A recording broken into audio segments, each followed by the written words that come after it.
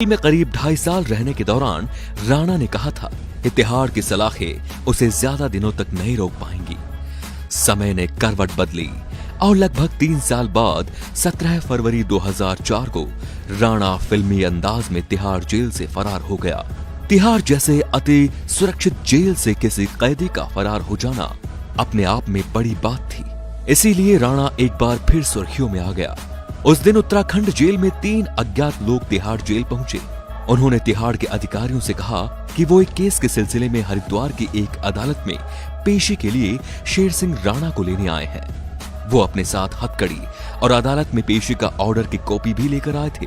तिहाड़ के अधिकारियों ने ऑर्डर की कॉपी देखी और फिर शेर सिंह राणा को तिहाड़ से निकालकर उन फर्जी पुलिस वालों यानी कि शेर सिंह राणा के साथियों को सौंप दिया। वो राणा को वहां से लेकर चले गए। बाद में जब मामले का खुलासा हुआ तो पूरे तिहाड़ जेल के साथ ही पूरे देश में हड़कंप मच गया। हालांकि 2 साल बाद 17 मई 2006 को राणा को कोलकाता में फिर से गिरफ्तार कर लिया गया। लेकिन ये कहानी है इन 2 सालों की जब वो जेल से फरार थे। जैसा कि हम सब जानते ही हैं कि भारत की धरती ने बहुत से वीर सपूतों को जन्म दिया है और ऐसे ही एक धरती मां के वीर सपूत योद्धा थे पृथ्वीराज चौहान, जो हिंदुस्तान के आखिरी हिंदू सम्राट थे। कंधार विमान हाईजैक मामले में तत्कालीन विदेश मंत्री जसवंत सिंह अफगानिस्तान गए थे, तो उस समय उन्हें गजनी ने पृथ्वीराज चौहान की समाधि होने की जानकारी खुद तालिबान सरकार के अधिकारियों ने दी थी। पृथ्वीराज चौहान की समाधि अफगानिस्तान में थी और मोहम्मद गोरी की कब्र के पास मौजूद थी। अफगानिस्तान में परंपरा है कि जो लोग मोहम्मद गोरी की कब्र देखने जाते हैं उन्हें पहले पृथ्वीराज चौहान की समाधि का अपमान जूतों से करना पड़ता है। जसवंत सिंह ने जब भारत आकर इस बात का खुलासा किया तो इस बयान को समूचे भारतीय मीडिया ने बढ़ चढ़कर देश की जनता के सामने रखा। फिर क्या था?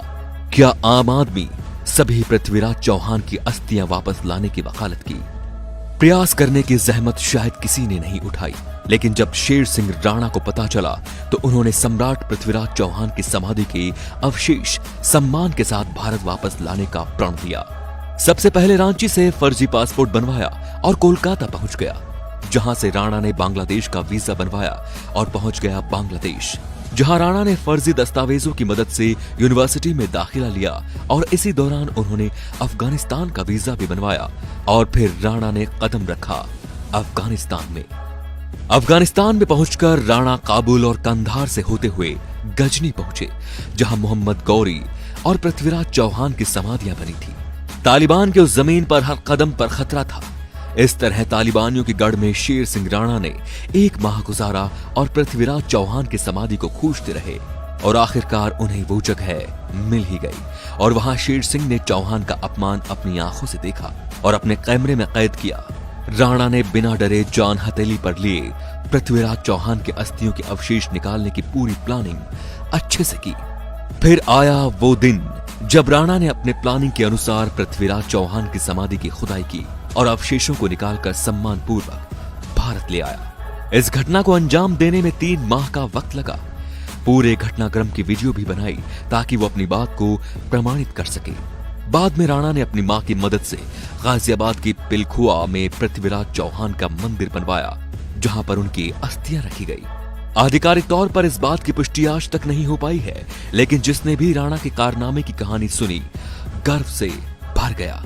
एक दिन जांच एजेंसियों को पता चला कि कोई कोलकाता में हिंदी अखबार ले रहा है और अखबार की वजह से राणा पुलिस की गिरफ्त में आ गया। 2006 कोलकाता के गेस्ट हाउस से दिल्ली पुलिस ने उन्हें गिरफ्तार कर दोबारा तिहाड़ जेल भेज दिया, जहां पर उन्होंने जेल डायरी तिहाड़ से काबुल कंधार तक नाम की एक किताब लिखी। एंड ऑफ बेंडेड क्वीन नामक फिल्म शेर सिंह राणा के जीवन पर ही आधारित है, जिसमें शेर सिंह राणा का किरदार अभिनेता नवाजुद्दीन सिद्दीकी ने निभाया है। तो ये शेर सिंह राणा के अदम्य साहस और कारनामे की कहानी शेर सिंह द्वारा उठाए गए इसी कदम का स्वागत है। आपको बता दें कि शेर सिंह राणा द्वारा की गई हत्या और भारत के कानून का अनादर करने का बिल्कुल भी हम समर्थन नहीं करते। इस वीडियो को बनाने का मकसद सिर्फ शेर सिंह के इस साहसिक कारनामे को सभी के सामने लाने के लिए किया गया है।